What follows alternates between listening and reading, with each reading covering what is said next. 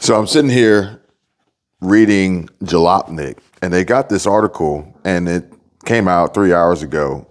What new car just isn't worth the money? Cars are so expensive now. What's just not worth it? Question mark.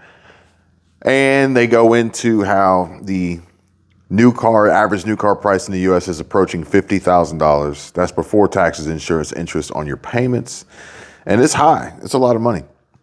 Cars are too expensive. Some cars, though, are even more egregious than the average and outliers on what you get for your money, and not in a good way.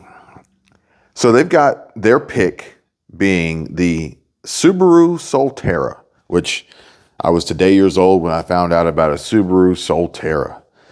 But honestly, I really didn't care about Subaru. Subaru, just granted, maybe blown out of proportion, but from folks saying that Subarus, specifically the WRX that I would only be interested in, being the STI, had oil burning and oil consumption issues. Whether this was, blown out of proportion or not, it just it eliminated Subaru from being of any interest of mine. I don't even think it came with a radio. I think it was crazy that the car didn't come with a radio. Not to mention, just the aesthetics. If I got a high horsepower car and, I really enjoy, I'm an enthusiast, and I pop the hood of my car, I like it to be something worth looking at. But that's besides the point.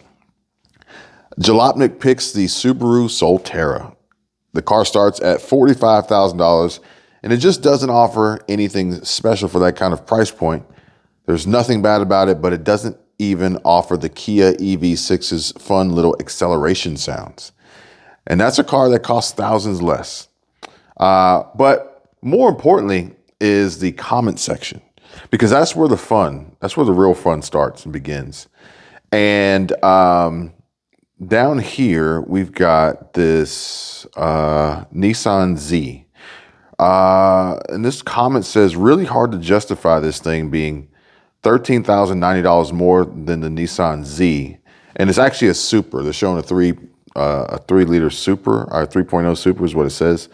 And it says, with, in my opinion, worse looks, objectively less power, and the inherent BMW-ness of the whole thing. And so they've got this Supra at $55,400, a Nissan Z manual transmission at $42,310, and they're saying that the Supra or the Z4 is just not worth it. So the BMW-ness, I don't know. I didn't really mind BMW-ness, but I also never owned a 6 Series, and apparently the 6 Series was the problem child, and maybe even an X5 from time to time. But the comment section literally rips Nissan Z, a new one. And it also rips the Infiniti QX80, a new one, also Nissan. In addition to the Jeep Grand Wagoneer, which I got to tell you guys, the Grand Wagoneer is quite possibly the ugliest thing that I've ever seen. And I can't believe that it was even a consideration, let alone people buying it. Yeah. But to each their own, be that as it may. I see some Lucid references in here. Lucid Air Sapphire coming in at $219,000. And I'm trying to see if there's any others unanimous here. But so the question I really have for you guys is, I've noticed on videos that I've uploaded to this channel and on shorts. Now, there's really no question behind the push of viral nature and virality when it comes to content on YouTube, on TikTok, anywhere. It doesn't really matter.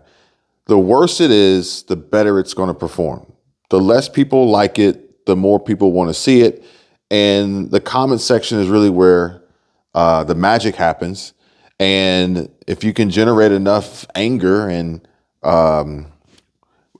your content is polarizing enough to generate the response and reaction of the masses, then you're off to the races. You got a recipe for disaster. Couple that with a dooming title and thumbnail, maybe a little bit of fire, and you should be good to go. So I've noticed that in the comments, some folks get really, really touchy, really opinionated about Ford and Toyota, and Porsche too. And I think that for now, I've only really talked about those two. I do have some Jeep videos, but nothing crazy. My main Jeep video is actually a case study of us towing a U-Haul trailer using a JL Wrangler Sahara before it was lifted, before it got 35s. But, and it's the 2-liter turbo.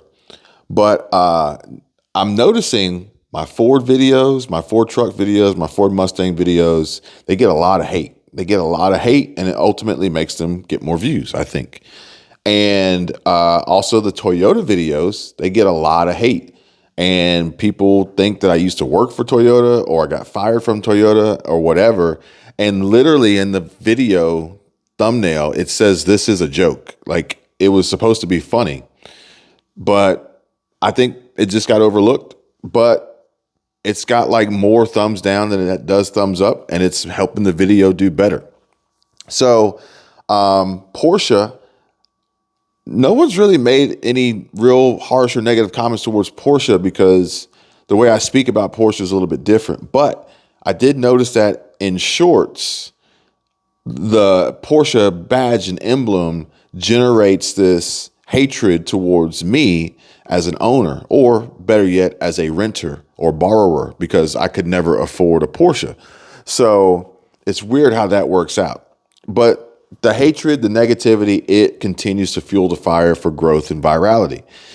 But the question that I really have is well, if that's the case, but unanimously on Jalopnik in the comment section, the Nissan Z, the Infiniti QX80, and the Jeep Grand Wagoneer are the top three that I see here as far as most loved to be hated.